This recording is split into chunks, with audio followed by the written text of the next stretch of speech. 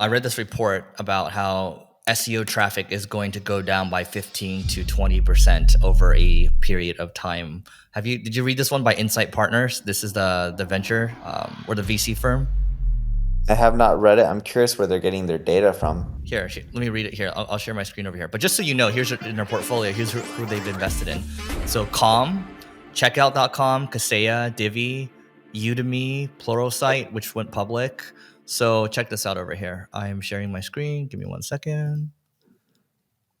All right. But how do they know it's 15 to 20%? That's like their projection. I think it's a nice headline to go with. Generative AI, SEO, and what leaders should know Google search in the future. So if you come down, I'm going to scroll over here. So basically, if you're looking at the screen over here, do you want to explain what's happening? So this is before and this is after.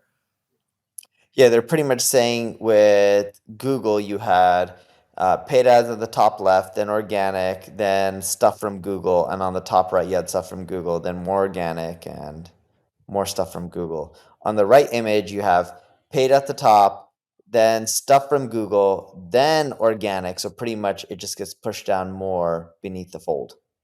You basically have, if you look at the screen over here, 1, 2, 3, 1, 2, 3, 4, 5. So you basically have like a 40% increase in Google owned properties on the search result pages now. Like paid is still up at the top. In fact, it looks like it has a little more real estate. And so the one right below paid now, where my cursor is, that's the search generative experience, right? So that's where AI is generating a response for you.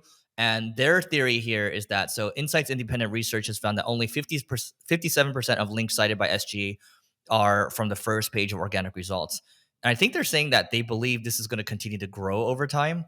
And they think that, every time there's a Google algorithm update, there are winners and losers in the market. Panda in 2011 demolished eHow, cutting their traffic by 50%. So they think something like this is going to happen across the industry. And here's what it says. You can go ahead and read this if you want. Expect search traffic to declines of up to 25%.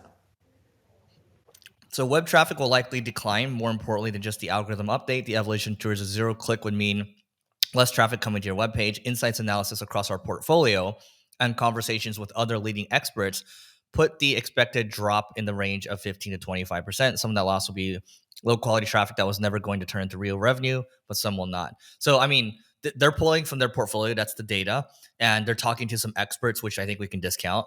So what are our thoughts And on this? well, first of all, did you ever see the Danny Sullivan quote? What did he say?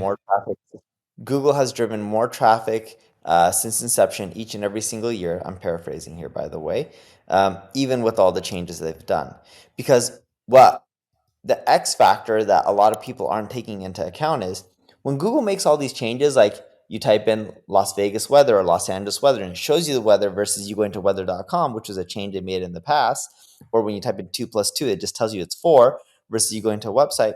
These changes have helped Google increase in popularity as well.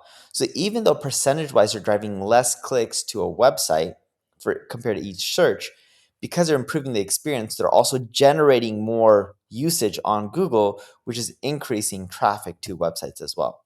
That's something that a lot of people don't take into account. Yeah. And Danny I, Sullivan is the search liaison at Google.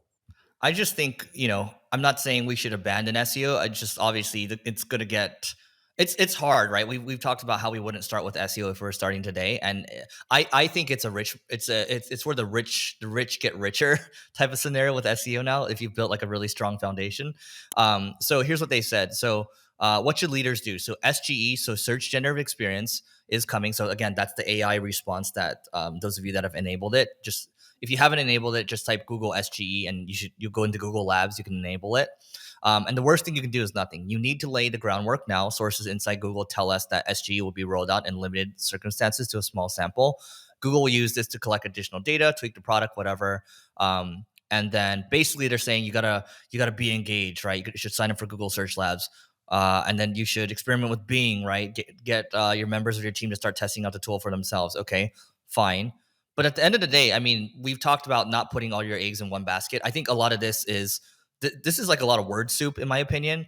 At the end of the day, it's like, look, diversify, think about where your audience is actually hanging out. It's marketing 101, and think about getting good at those channels and not trying to do everything under the sun. It's what we talk about a lot on this podcast. So I wouldn't freak out about this. I think this is a little overblown, and it's not going to happen overnight. So And not only that, what they don't have is the increase in popularity of Google by them continually making it better.